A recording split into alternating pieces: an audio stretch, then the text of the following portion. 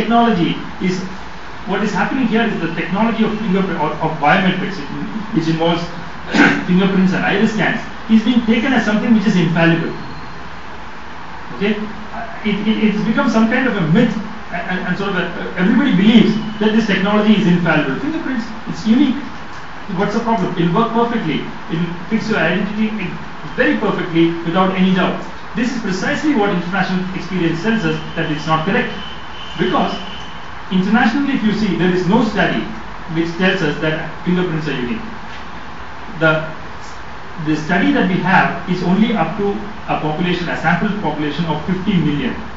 That's a maximum population sample on which this has been tried. Then an accuracy rate of 99% has been achieved with a sample population of 50 million. The UIDAI has a biometric standard committee which is headed by the chairman of the NIC. That has given a report which says that deduplication of this magnitude required by the UID number has never been implemented in this world. The UIDAI has appointed a consultancy firm called 4G Identity Solutions, okay, which has an extremely interesting report which is called Moving Towards a Hunger-Free World, the Biometric Way. Okay, moving towards a hunger-free world, the biometric way. Leave the funny parts of it aside. They have a report which talks, this is UIDAI's own consultancy agency.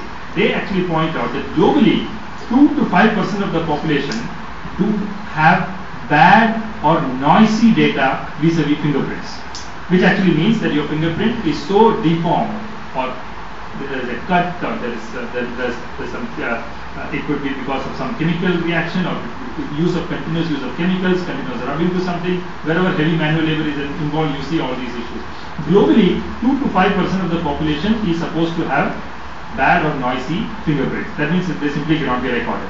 They further go on to argue that in countries like India, where hard manual labor is the rule rather than the exception, okay, this error rate is likely to go up to 15 to 20%.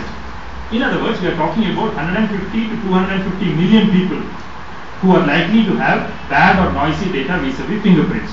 And UIDAI at the same time is talking about a system where they are going to install fingerprint readers in every Russian shop in this country.